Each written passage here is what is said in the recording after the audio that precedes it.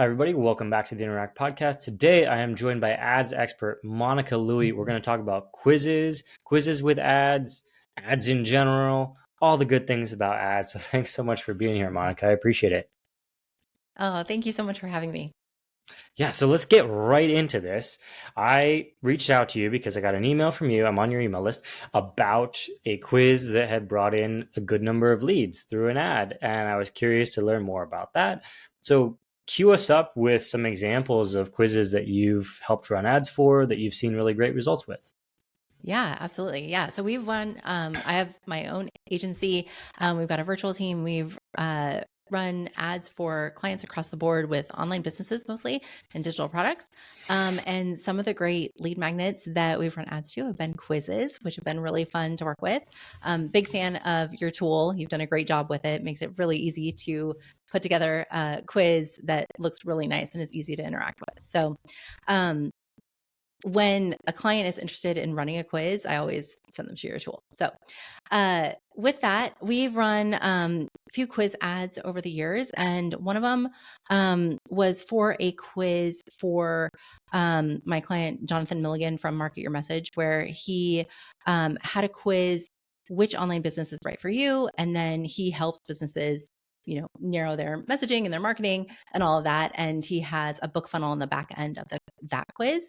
And so we ran ads to that quiz very successfully. Anytime you can get a cost per lead, so based on your ad spend per email subscriber of less than $5 to grow your email list, you got a great lead magnet. And his came in at $2 to $3 per lead. And another client, she was actually one of my early business coaches, Lisa Peterson with Wealth Clinic. Her quiz that's built on Interact is still on her homepage.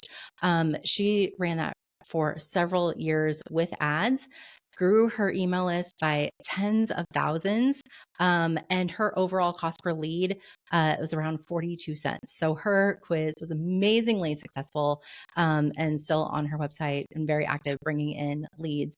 And then that leads to she's got some digital products around that topic of the quiz. So very successful.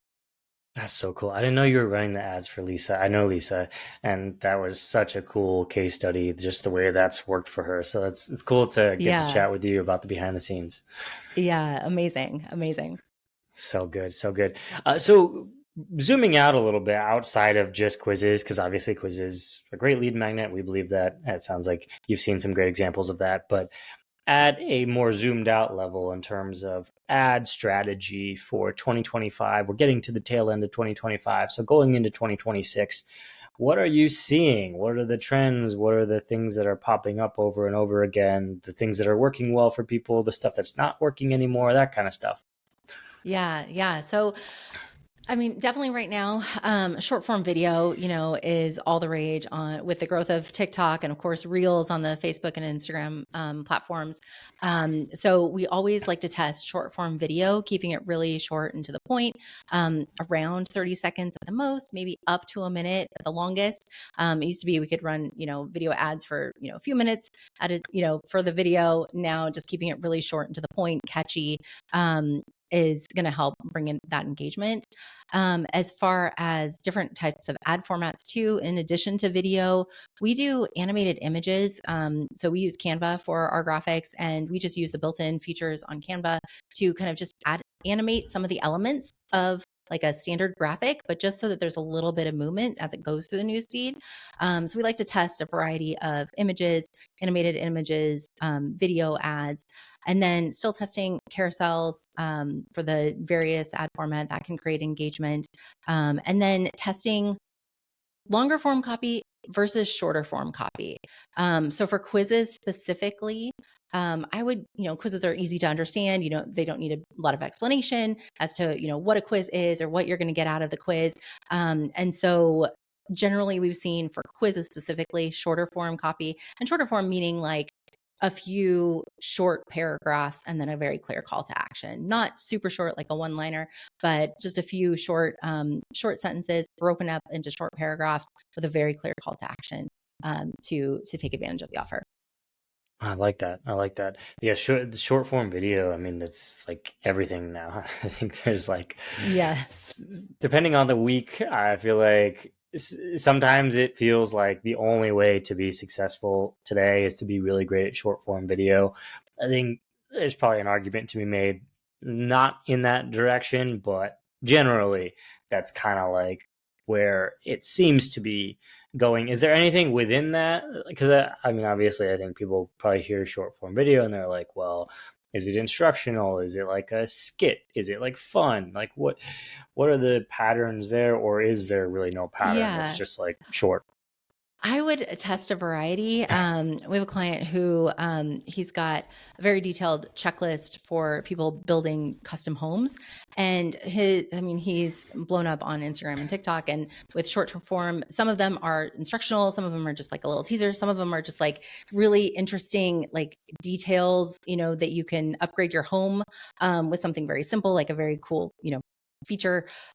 So anyway, I would test a variety. I think it's specific to each niche and each brand. So whatever is working organically with, your organic social and getting engagement, then test that in an ad, and especially if it's leading to your quiz or your lead magnet or your paid product, then test what's already working organically in an ad, and, just get more engagement, more eyes on that. Is that typically how you work with clients, or recommend your clients to handle things? Is like figure out what is going to get engagement organically, then we'll work together to boost that up. Yeah, so it is helpful when a client already has an established brand where they already, have good organic content on social. Then we can dive into what's working. We, want them to pay attention to if you've got a post that is just taking off and you're getting a bunch of leads or you're getting a bunch of sales that you can attribute to that post, then let's go ahead and put that into an ad and then brainstorm more content similar to it, because we've obviously hit on something that's working. And so let's brainstorm other ideas around that same concept to test further. Tell me more about that, because that's always something that I feel like I hear a lot of people saying, but I'm not exactly sure what they mean. Is like once you find that thing that works, then you build content around it. Is it Mhm. like saying the same thing in a different way or like a different format? Is it saying something similar? I guess how the same is it? Like how repetitive is it Yeah. once you find something that works? Yeah. So once you find something that works, then basically it's like, the tree is like this idea seems to spark engagement. And so let's find the offshoots around it that are similar. So if it's like you're finding that, you do a lot of different types of videos, but your instructional videos or quick tip videos are really the ones that people, seem to resonate with, then let's try that and try a bunch of quick tip type videos to see if we can continue that down the road. And it may not work forever, but seeing those trends and what is getting engagement with your audience helps, because we're always needing to test new ideas when it comes to ad. We will hit on a great ad that'll work, and some great ads will work for like a year where it's like, oh my gosh, that's amazing, and it's still going strong. Others will work really great, and it's like 3 months, is the life of that ad. And so we're always needing to have new ideas. So just paying attention to those trends and what is really resonating.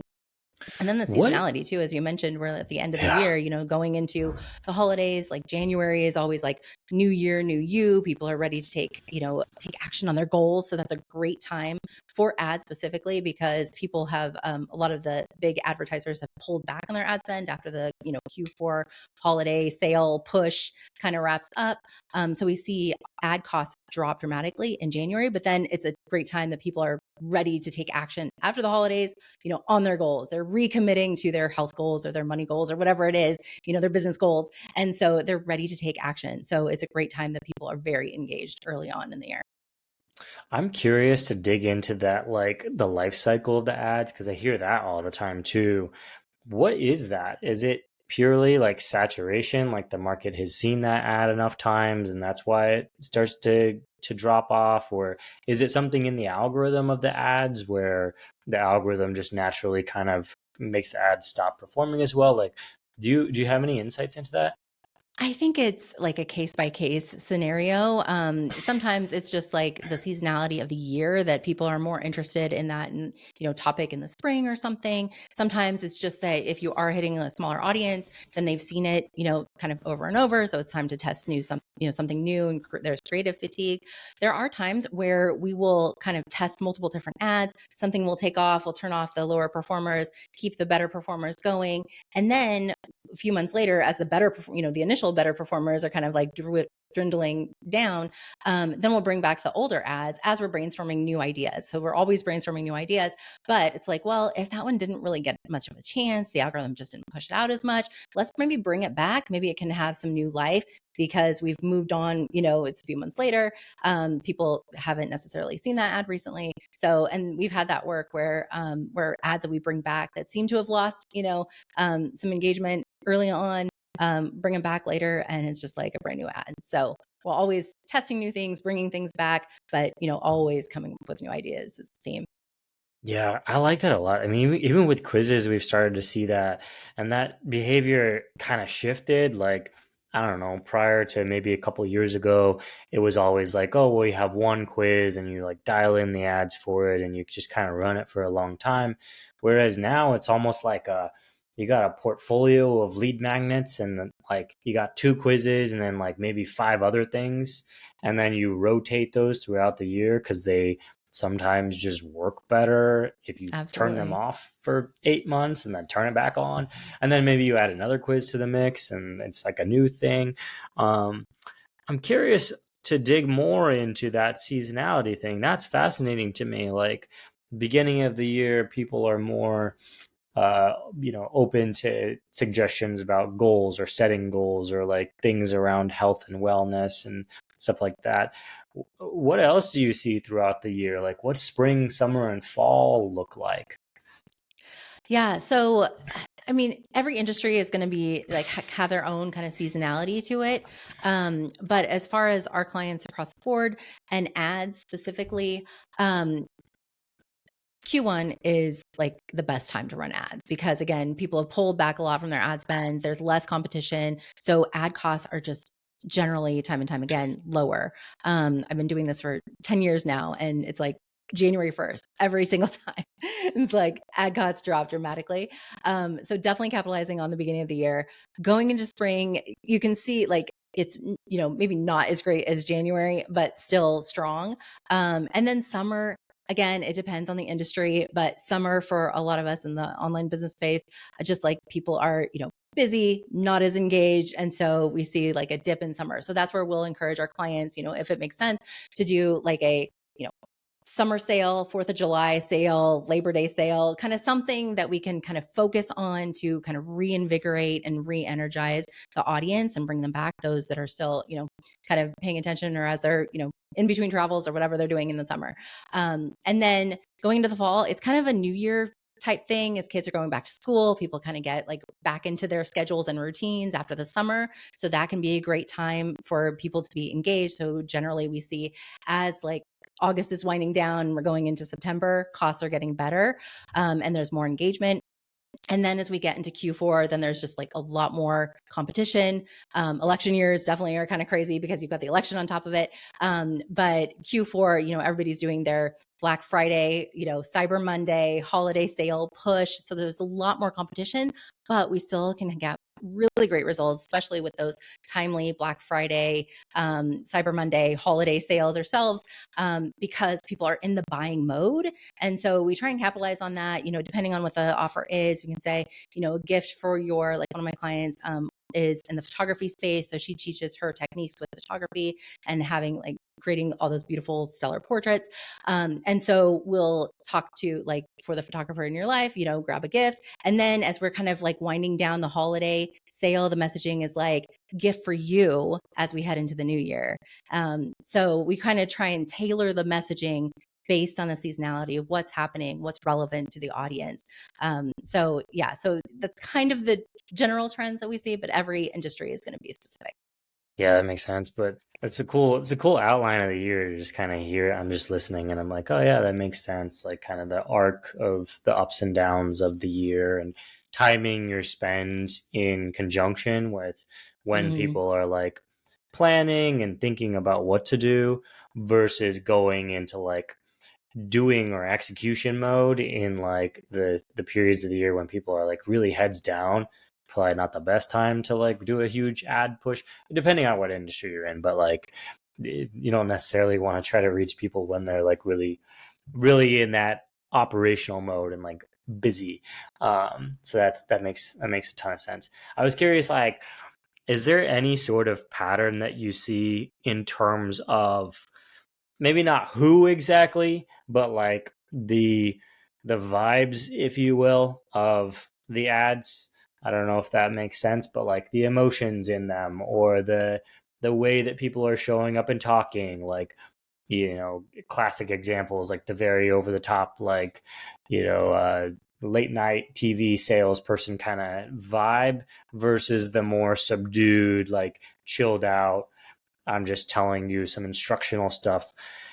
I'm always curious on that emotional front because obviously quizzes have a lot to do with like emotions and psychology. So curious on like the ad front if there's any patterns that you've been witnessing of like, oh yeah, the people that are showing up really excited right now tend to be getting better engagement. The people that are showing up more subdued and grounded right now are getting better engagement. yeah. That's a really good question. Um, I think it depends on the business's brand, that you wanna, make sure that the personality coming across in the ad, we work really hard with our clients to make sure as we're drafting ad copy and graphics and that we're getting the right tone and personality right of the brand, that we're, consistent with their organic, and what they're gonna see on the landing page and kind of match that tone. So that's what we work to do. I think that, it's really paying attention to what resonates with your audience and then doing more of that. But then also like paying attention to current events and kind of, making adjustments based on that. So like I know a few years ago there was a big hurricane that came through, like, and our ad costs dropped because a lot of people were on social because they were trying to make sure their loved ones and their friends and were okay, and they weren't necessarily interested in the free lead magnet or the low price product or something like that. So just during that time, so that was the first time that I really noticed, like, wow, current events can really affect, we can put together a great ad campaign, but there are going to be outside factors that can affect it at times. And then also I know one time we were promoting an ad. I believe we generally target the US, but then a lot of times with our clients, we'll target, other English speaking countries. And so I think we were targeting Australia, and we had just launched this ad that like started off with something like light a fire and something, something, and it had like a fire emoji. And then Australia got hit with like a big fire. We're like, oh, okay, tone, sounds a little bit tone deaf. Let's turn that off right away because, and it just happened to be the timing of when we were launching that ad.